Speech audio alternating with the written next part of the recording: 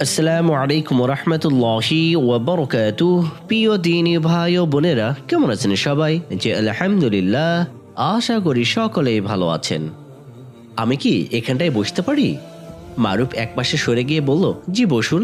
একটু যদি জানালার পাশের সিটটা আমাকে দিতেন ভালো হতো। দূরপাল্লার জার্নিতে আমার একটু সমস্যা হয়, বমি বমি লাগে। মারুফ ইতস্তত করল। বাসে জানালার পাশে না বসলে তারও সমস্যা হয়, মাথা ঘোরায়, পেটের ভেতরটা গুলিয়ে ওঠে।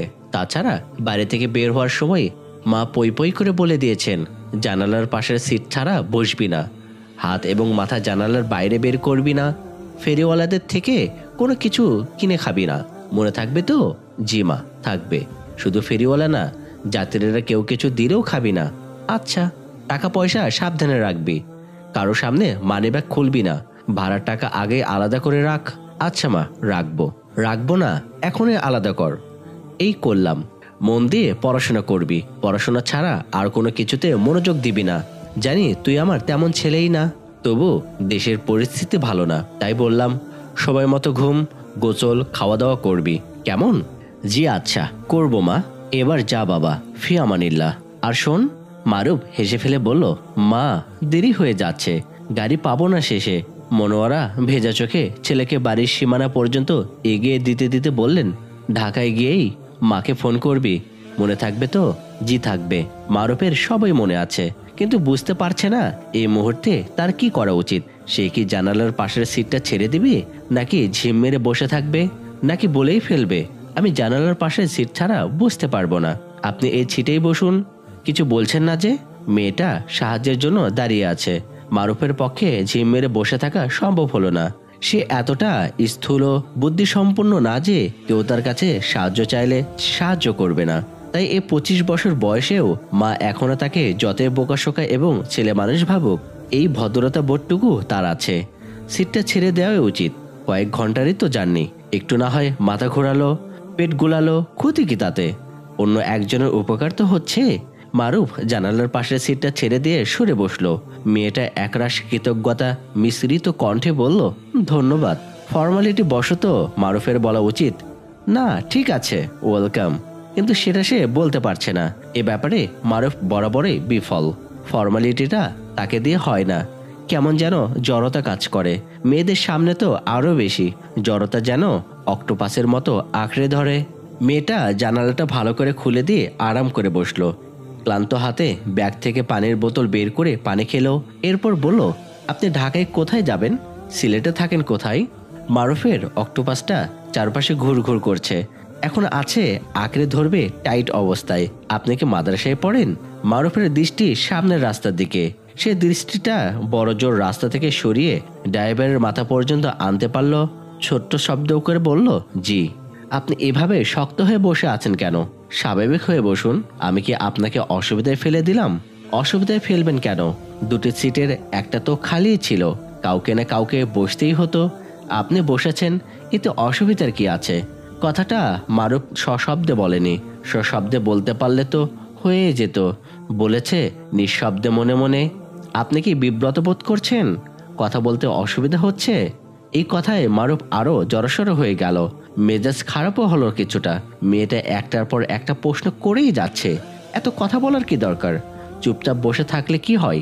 এই জন্যই বুঝি বন্ধুরা বলে, মেয়েদের পক্ষে চুপচাপ থাকা আর আগুনের হাত রাখা সমান কষ্টের। মারুফ এই মুহূর্তে একটা মোবাইল ফোনের অভাব অনুভব করছে। মোবাইল ফোন থাকলে ভালো হতো। হেডফোন কানে গুঁজে দিয়ে কোরআন তেলাওয়াত শোনা যেত। এতে লাভ হতো দুটি, নিজেকে স্বাভাবিকও করা যেত, আবার মেয়েটার কথাও কানে নিতে হতো না। তাছাড়া আমল নামায় সোয়াব যোগ হওয়ার বিষয়টা তো আছেই। মারুফের মোবাইল ফোন যে নেই তা নয়, আছে। বড় মামা সৌদি থেকে পাঠিয়েছেন, কিন্তু সেটা ব্যবহার করা হয় বাড়িতে এলে, কালে ভদ্রে। মোবাইলের পেছনে পড়ে থাকলে পড়াশোনার ক্ষতি হবে ভেবে সেটা কখনোই মাদ্রাসায় নেওয়া হয় না। এই যুগের এক যুবক ছেলের হাতে মোবাইল ফোন নেই, বিষয়টা একটু অবাক করার মতোই। বাড়িতে গেলে পরিচিত অনেকেই ফোন নম্বর জানতে চায়। মারুফ ইচ্ছা করেই নম্বর দেয় না, দিয়ে লাভ কি? কদিনই বা বাড়িতে থাকা হয় তার। পাড়ার সমবয়সীরা ব্যাকডেটেড, বুরবাক বলে খ্যাপায়। মারুফ এসব গায়ে লাগায় না। ওর কাছে পড়াশোনাটাই সব। কে কি বললো তাতে এর কিচ্ছু যায় আসে না। মেয়েটা পার্স থেকে ফোন বের করে কাকে যেন ফোন করলো। প্রায় ফিসফিস শব্দে কথা বললেও কিছু কিছু কথা বোঝা যাচ্ছে। ভাবি, আমি নাবিলা বলছি, আমার কণ্ঠ চিনতে পারছো না? হ্যাঁ হ্যাঁ, এই তো অনেকক্ষণ হয়েছে গাড়িতে উঠেছি। জানো ভাবি, জানালার পাশে ছিট পাচ্ছিলাম না, একজন মহানুভব ব্যক্তি তার ছিট আমার জন্য ছেড়ে দিয়েছেন। না, কি বলছো? ছেলেটাকে মোটেও বাজে লোক বলে মনে হচ্ছে না, তবে একটু লাজুক টাইপের, মাদ্রাসার ছাত্র তো। মেয়েটা এই কথাগুলো বলে এরপর কি নিয়ে যেন মৃদু হাসলো, হয়তো মারুফকে নিয়েই হেসেছে। ওর ভোলা ভালা স্বভাবের জন্য সবাই যেখানে হাসি ঠাট্টা করে, এই মেয়ে বা ছেড়ে কথা বলবে কেন? জীবনটা জটিল আবার সরল, জীবনটাকে এক একজন এক একভাবে উপভোগ করে। মারুফ সরলতাকেই বেছে নিয়েছে, কেউ যদি এর জন্য বোকা ভাবে ভাবুক না। জাহিদ চরম বিরক্ত, একটা কাজও ঠিক মতো হচ্ছে না। কিছুদিন পর বিশ্ব ইজতেমা, ইজতেমা উপলক্ষে মাদ্রাসার ছুটি থাকবে পুরো 3 দিন। দূর দূরান্ত থেকে লক্ষ লক্ষ মুসল্লি ছুটে আসবে ইজতেমার এই মিলন মেলায়। মারুফ ও জাহিদ সিদ্ধান্ত নিয়েছে, এবারের ইজতেমায় আসা আল্লাহর মেহমানদের বিনামূল্যে পানি, সালাইন এবং খেজুর দিয়ে আপ্যায়ন করা হবে। 3 দিনে চলবে এই আপ্যায়ন সেবা। সেই লক্ষ্যে অর্থ সংগ্রহ হয়ে গিয়েছে। এ পর্যন্ত সবাই ঠিক ছিল, কিন্তু সমস্যা দেখা দিয়েছে অন্য জায়গায়। দাওরে হাদিস জামাতের ছাত্ররা মিলে সিদ্ধান্ত নিয়েছে, চোখে আঙ্গুল নামে একটা বইও বিতরণ করা হবে। বইটিতে তাবলিগ নিয়ে অপপ্রচারের জবাব দলিল সহকারে তুলে ধরা হবে। বইটির প্রুফ দেখছিল মারুফ। মাদ্রাসার লাইব্রেরি রুমের কম্পিউটারে সেটা সেভ করে রেখেছে সে, পাসওয়ার্ডও তারই কাছে, সুতরাং এই সময়ে তার উপস্থিতি খুবই প্রয়োজন। জাহিদ বলল, এই মাসুদ, মারুফ কখন আসবে? জানিস কিছু? মাসুদ হাল ছেড়ে দিয়ে বলল, না, জানি না কিছুই। ওকে ছাড়া তো কোনোভাবেই হচ্ছে না বন্ধু। এই ব্যাটা এমন একটা জিনিস, সঙ্গে ফোনও রাখে না, কখন আসবে, কোথায় আছে সে খবরটাও নিতে পারছে না। এখন কি হবে বলতো? মারুফকে ছাড়া কিছু যে হবে না, এটা জাহিদ ভালো করেই জানে। শুধু জাহিদ কেন, মারুফ একজন প্রতিভাবান ছেলে, এই সত্যি কথাটা সবারই জানা।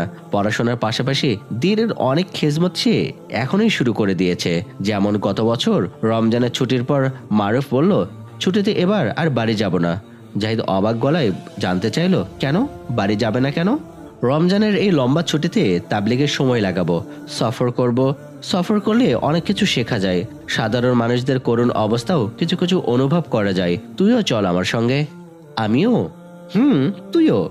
প্রিয় বন্ধুর আবদার বলে কথা, জাহিদ না করতে পারল না। কাকরাইল মসজিদ থেকে ওদের জামাতের রক হলো রংপুরে। এলাকায় গিয়ে দেখা গেল লোকজন নামাজ রোজা ভুলে কোন এক ভণ্ড পীরের পাগলামির শিকারে পরিণত হয়ে বসে আছে। লোকগুলো পীর বাবার প্রতি এতটাই দেওয়ানা হয়ে আছে যে বাবা যদি ভর দুপুরেও বলে, আহা আকাশে কত তারকা, মুরিদরাও বলে, আহা যেন ফুল ফুটে আছে। ঘুটঘুটে আধার রাতেও যদি পীর বাবা বলেন, ওরে দেখছিস সূর্যের কি দীপ্ত, মুরিদ সকল বলে ওঠে, আহা হুজুরের কি দীপ্ত দৃষ্টি। পীর বাবা বলেছেন, লোকেরা বলে আল্লাহর ঘরে নামাজ পড়ে এলাম। কি হাস্যকর কথা, মসজিদ আবার আল্লাহর ঘর হয় কেমনে? নিজেরা বানাইয়া কয় ঘরটা আল্লাহর, এখানে কি নামাজ হবে? নিজের ঘরে বসে পীরের ধ্যান করো, নামাজ এমনিতেই হয়ে যাবে। পীর সাহেবের এই এক কথায় এলাকার পুরুষেরা মসজিদে যাওয়া ছেড়ে দিয়েছে। এদের কেউ বোঝায়নি পবিত্র কাবাঘরও হযরত ইব্রাহিম আলাইহিসসালাম বানানো, তিনি একজন মানুষই ছিলেন। পীর বাবা একদিন বললেন, তোমরা এই কোরআন পড়ো, এটা তো পাতায় ছাপানো জিনিস, দিলের কোরআন হইল আসল। এই কথায় মা বোনেরা পবিত্র কোরআন পড়া ছেড়ে দিয়েছে। এদের কে বোঝাবে? এই কোরআন মুহাম্মদ সাল্লাল্লাহু আলাইহি ওয়াসাল্লামের সময় থেকেই পাতায় লিপিবদ্ধ হয়ে আসছে। বিকেলবেলা গাছতে গিয়ে পীর মুরিদের বিষয়ে এমন অনেক কিছু জানা গেল। এদের কাছে পীর বাবাই সব, বাকি সব মিথ্যে। বয়সের ভারে নুজ্জ একজনকে জিজ্ঞেস করা হলো, দাদু আপনি কি জানেন আমাদের নবীকে? দাদু ঘোলা চোখে টিপ টিপ করে তাকিয়ে বললেন, আগে তো আইয়ুব খান আসিল, অহন কে জানি। জাহিদ হেসে উঠল। মারুফ বলল, হাসছিস কেন? হাসবো না, দাদুর অবস্থা দেখেছিস, এর জন্য আমরাই দায়ী। কি রকম? গাঁও গ্রামের লোকেরা এমন অনেক কিছুই জানে না। নবীর নাম তো অনেক দূরের বিষয়। খবর নিয়ে দেখ, এরা সূরা কেরাত, উজু গোসল, নামাজ রোজা কিছুই ঠিক মতো জানে না। তো এতে আমরা দায়ী হলাম কিভাবে? এদের হাতে কলমে শেখানোর দায়িত্ব আমাদেরই ছিল, আমরা আগে থেকে তাদের খোঁজ নিতে পারিনি। এদের এই অজ্ঞতার সুযোগ নিয়েছে এসব ভণ্ডরা, সুযোগ বুঝে 2 পয়সা কামিয়ে নিচ্ছে। এখন তুই বল, এসব সহজ সরল লোকগুলোকে অজ্ঞাতর অন্ধকার থেকে ফেরাতে আমাদের কত বেশি চেষ্টা করা দরকার। জাহিদ বিষয়টা অনুধাবন করে বলল, ঠিকই বলেছিস বন্ধু, আমরাই দায়ী। শহরের আয়েস ছেড়ে অজপাড়া গায়ে এই মানুষগুলোর কাছে আসার কথা তো আমাদের মনেই পড়ে না। ইচ্ছেটা পূরণ হলো না রেহানের। তার অনেক দিনের ইচ্ছে জার্মানিতে যাবে। এই লক্ষ্যে সে নিয়মিত ব্লগ লিখে যাচ্ছিল। ঠিক লিখছিল বলা যাবে না, সে একজন কার্টুনিস্ট। ভালো কার্টুন আঁকতে পারত, মজাদার কার্টুন, মজার মজার কার্টুন সে তার ব্লগে আপলোড দিত। নামও কামে ছিল বেশ। তবে সে তার এই মেধাটা যে কাজের খাটাচ্ছিল তার নাম ধর্মবিরোধিতা। জগতের অনেক মানুষই সৃষ্টিকর্তা প্রদত্ত অসীম মেধা নিয়ে জন্মায়। কেউ মেধাটাকে খাটায় ভালো কাজে, কেউ বা আবার এর উল্টোটাই। হিটলারেরও মেধা ছিল, কিন্তু সে তার মেধাকে খাটিয়েছে মানুষ ধ্বংসের কাজে। তার খুব নাম হয়েছে, তবে সুনাম নয়, দুর্নাম।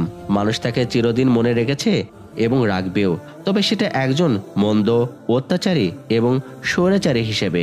রেহানের নাম কামানোর চেষ্টাটাও এই এক পর্যায়ে। সে মুসলমানদের কৃষ্টি কালচার এবং নবীজির বিরুদ্ধে বঙ্গানুক্ত কার্টুন এঁকে জার্মান ধর্মহীনদের দৃষ্টি আকর্ষণের চেষ্টা করে যাচ্ছিল। হিটলারও জার্মান এক নায়ক ছিল। ন্যায় অন্যায় নিয়ে ভাবেনি।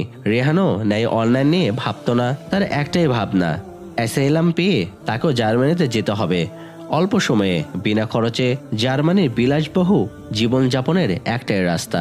এ পর্যন্ত তার যেসব পূর্বসূরিতা জার্মানিতে গিয়েছে এ পদ্ধতি অবলম্বন করেই গিয়েছে। রেহানই বা পিছিয়ে থাকবে কেন? হাবিব সাহেব রেহানের বাবা, অসুস্থ মানুষ, বিছানায় না নিলেও নেব করছিলেন। মানুষটা বিপন্তিক। তার স্ত্রী সুলতানা বেগম গত হয়েছেন মাস দুয়েক হলো।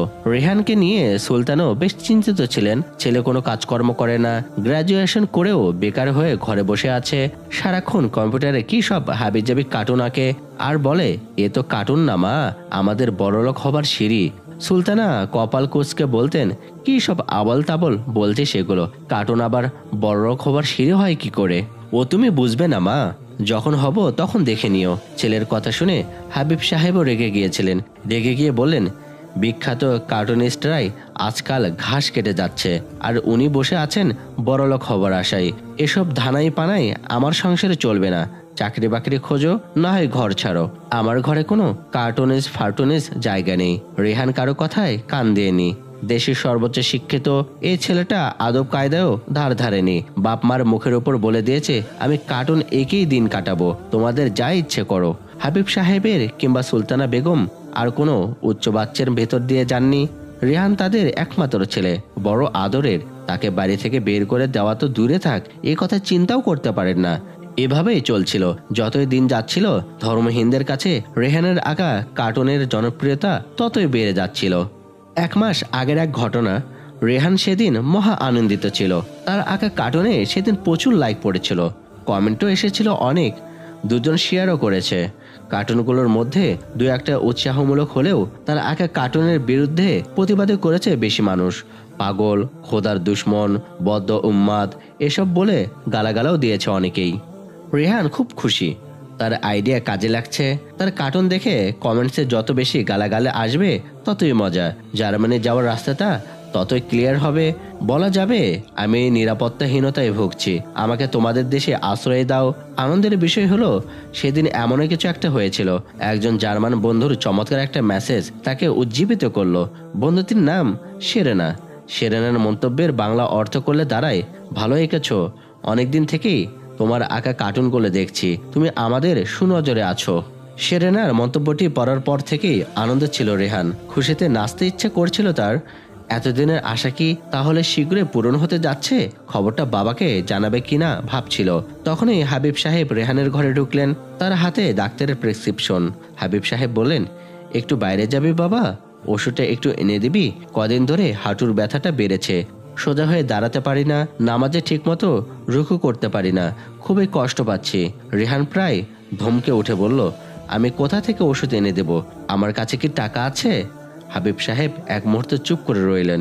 এরপর কিছুটা তাচ্ছিল্য মেশানো গলায় বললেন, তোমার কাছে যে টাকা নেই তা আর আমাকে মনে করিয়ে দিতে হবে না। আমার পেনশনের টাকাতেই তো 3 বেলা গিলছো, টেনশনের তো কিচ্ছু নেই। এই নাও টাকা, ওষুধটা এনে আমাকে উদ্ধার করো। রেহানের মেজাজটাই খারাপ হয়ে গেল। সে আনন্দে খুশির খবরটা দিতে চেয়েছিল, সেটা গেল মাটি হয়ে। সে কড়া গলায় বলল, পারবো না আমি। কেন পারবে না? আমার কাজ আছে। কি কাজ করছো সে তো দেখতেই পাচ্ছি। এসব করে নিজের পাপের বোঝাটা ভারী করা ছাড়া আর কি করতে পারবে শুনি? কি করতে পারবো সময় হলে দেখে নিও। আর বেশি দিন অপেক্ষা করতে হবে না, কদিন পরে আমার টাকায় তুমিও বসে বসে গিলতে পারবে। হাবিব সাহেবের প্রেশার বেড়ে যাচ্ছে, রাগে তার শরীর থরথর করে কাঁপছে। ডাক্তার তাকে উঁচু শব্দে কথা বলতে নিষেধ করেছেন। ছেলের ব্যবহারে তিনি ডাক্তারের নিষেধাজ্ঞা মানতে পারছেন না। তিনি রাগী গলায় বললেন, তুমি আমাকে খাবারের খোঁটা দিচ্ছ? তোমার টাকায় আমাকে বসে বসে গিলতে হবে? হবেই তো, এই বুড়ো বয়সে। এছাড়া তোমার আর উপায় কি? এই বলে মুখ কালো করে টাকাটা হাতে নিয়ে বেরিয়ে যাচ্ছিল রেহান। যেতে যেতে দাঁত কিরমির করে বলল, এই বুড়োগুলো কেন যে দুনিয়াতে বেঁচে থাকে? হাবিব সাহেব কথাটা শুনে ফেললেন। অসম্ভব কষ্ট লাগলো তার। ছেলে হয়ে বাবাকে মৃত্যু কামনা করছে। রেহানকে তিনি পেছন থেকে ডেকে বললেন, ফিরে এসো। লাগবে না। রেহান দরজার কাছ থেকে ফিরে এসে বেশ তিরিক্ষি মেজাজে বলল, আবার কি? পিছু ডাকলে কেন? ওষুধটা আমার লাগবে না।